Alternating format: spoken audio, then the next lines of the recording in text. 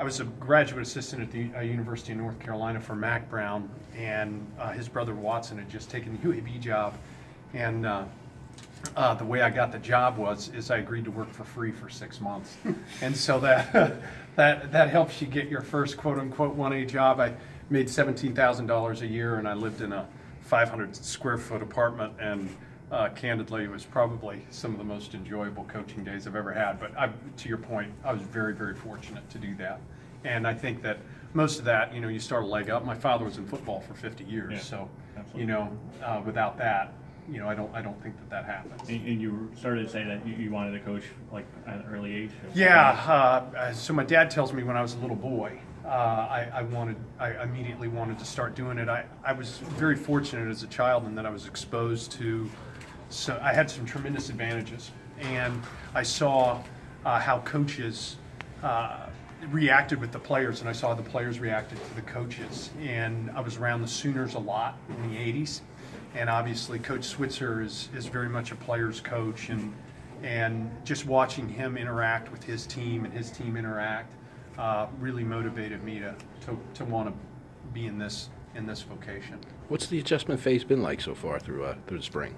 For the spring, for me, yeah, from my off the field role to now, it's been good. I feel my time is a lot tighter, as you might imagine. I used to have really nice. I used to come cruising by your media conferences on my way to work out, and I go to work out for a long time, and then I come back, and that's done. That's not happening. So I really have to watch what I eat. So that's an adjustment part, but.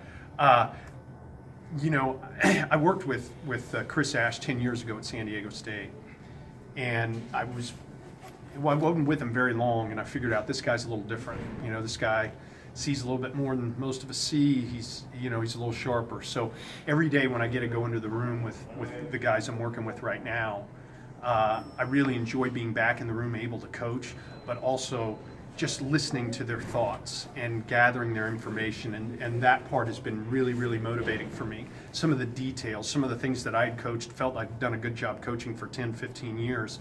I'm learning ways to improve that just by sitting in the room with these guys, because you guys talk to Chris as much as anybody. You guys know how his vision is broad and deep, and it's a privilege to be able to work with someone like that, someone who you consider a friend and a mentor, and so that part of the transition has been very good.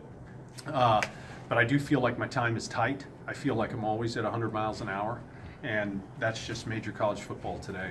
From a football standpoint, Tyreek Maddox-Williams has he bounced back from the injury? I like what I see with Tyreek right now.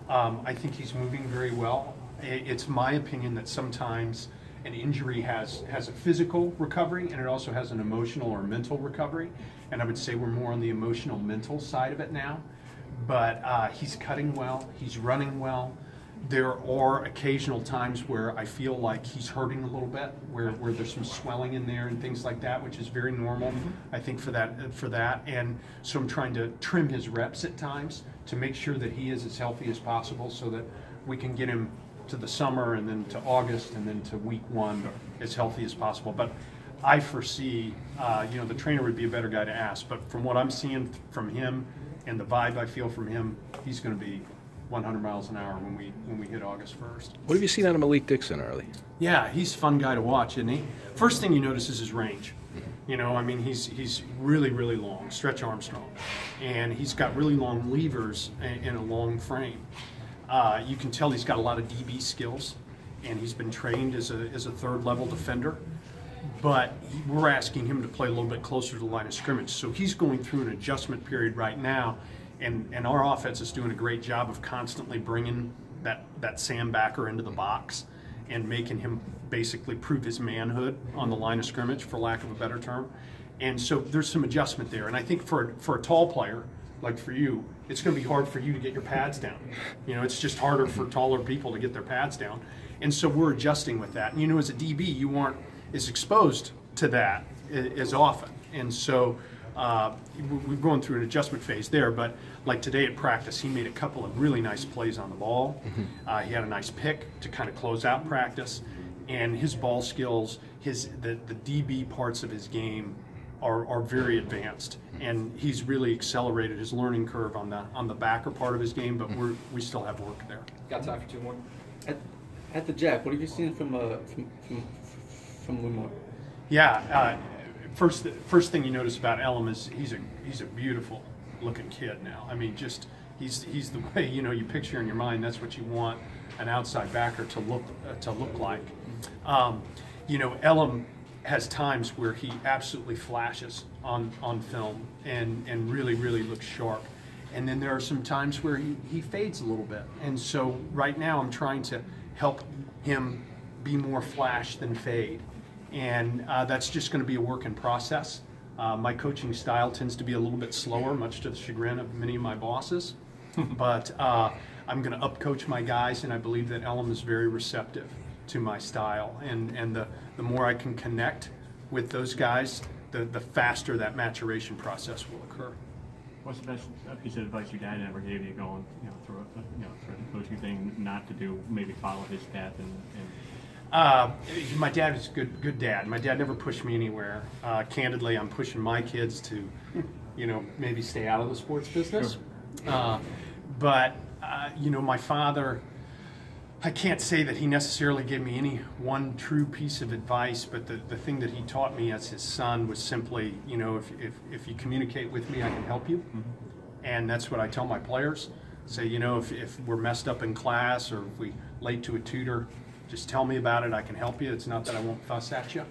And so I certainly take that forward, but I try and use my father's work ethic and my father's approach. You want to talk about a dude with some wide vision. I mean, as a coach, I'm like a, microscope, very tunnel visioned. He sees things on the conference level. Yeah. And so in that respect, he and I don't communicate as seamlessly as you might imagine, because I'm focused on outside backers and specialists and special teams and playing defense, whereas he's focused on TV contracts and mergers and things like that. So in that respect, we don't have as much crossover. But my dad reads all your stuff, so he's going to read it, whatever you write here, because he's retired now, so he reads it all. He reads the blogs. I try and talk him out of it, but so he's a football fanatic. And so every day he's asking me the same questions. Tell me about Malik Dixon. Tell me about Elam. Tell me about how T1 is. T1 coming on, and so he's just as bad as the biggest fan as you could find out there. Thanks, Coach. All right, thanks, guys.